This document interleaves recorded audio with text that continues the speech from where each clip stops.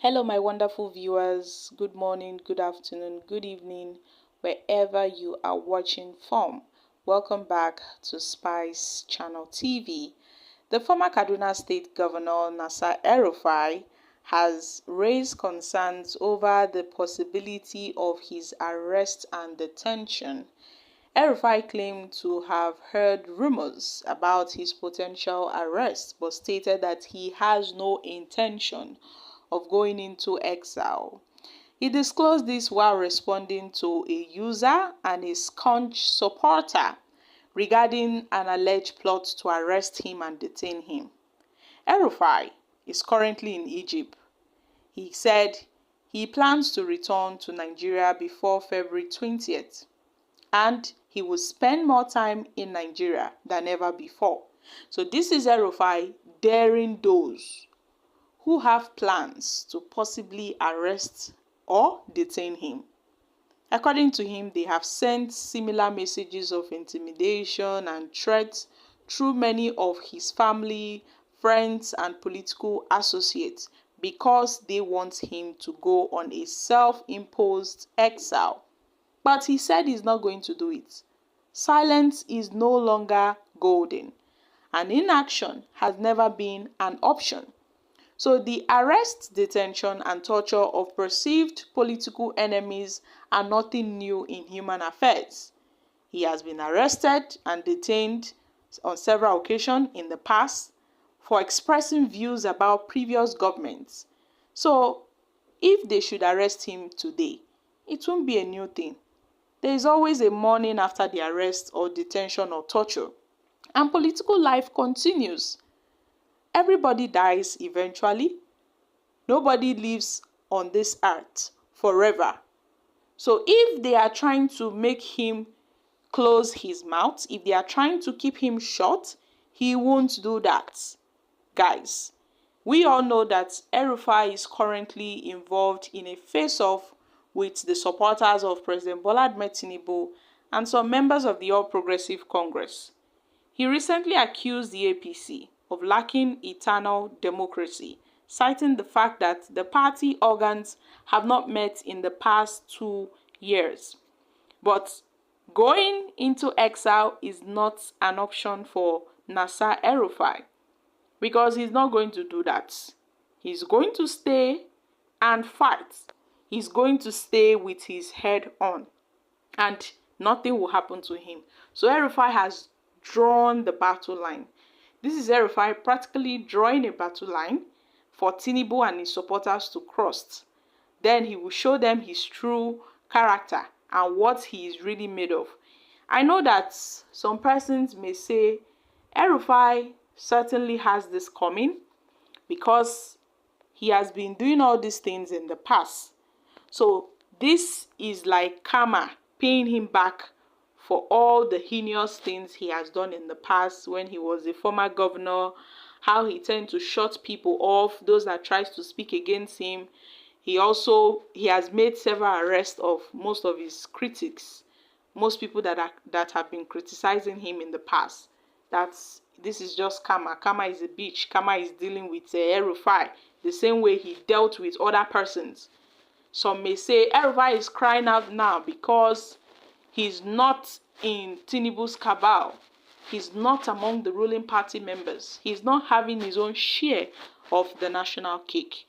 While others may say El-Rufai is just complaining because he's not on Tinubu's side anymore. He's just expressing his grievances because he's no longer recognized in the All Progressive Congress. So my country people, everybody with their own opinion. But that doesn't mean that what El-Rufai has said are lies. Whatever El-Rufai have said concerning this government, they are the truth. Or at least they have some atom of truth in it. I know El-Rufai may be doing all these things because he wants to get back at Mr. President because, due to their political indifferences. But let's just watch. I mean, when these politicians fight, Nigerians, we tend to watch closely because this is the stage whereby we will see secrets unveiled. They are going to spill out their secrets, their dirty, dirty secrets. They will practically wash their dirty linings in the public, and Nigerians will see what they've been hiding in their cupboards. So you see this fight between El-Rufai and Tinubu. This is not a fight where we have to pick sides with anybody. No, nobody is picking sides with anybody. We are just watching, we are observing. Political observers and speculators are just looking at what's happening, because if we want to look at it, these their fights.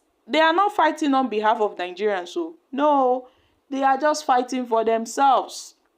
They are just fighting for themselves.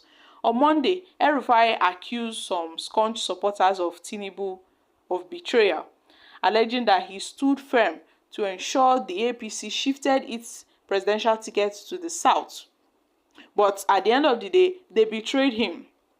So you see, that was why he had to, withdraw from them, because they betrayed him. But what can we say? We should just watch, because this fight is going to be interesting. But El-Rufai have said he has moved on. Despite what he did for Tinubu, despite the support he gave him, he has moved on. But they will not have peace in their mind. According to him, they are not going to have peace. Their conscience will always disturb them. So the former governor's statement has certainly sparked debate amongst Nigerians, prompting people to say, does El-Rufai really have the moral capacity to question Tinubu's government? Does someone like El-Rufai, who has his own past, who has his own secrets and, whatever, does he have the moral capacity to question Mr. President, to question this APC government? Yes, he does. I don't really know if El-Rufai on his own, he has a right to criticize this Tinubu's government. But for those who will say if he has the moral capacity, well, that is up to El-Rufai.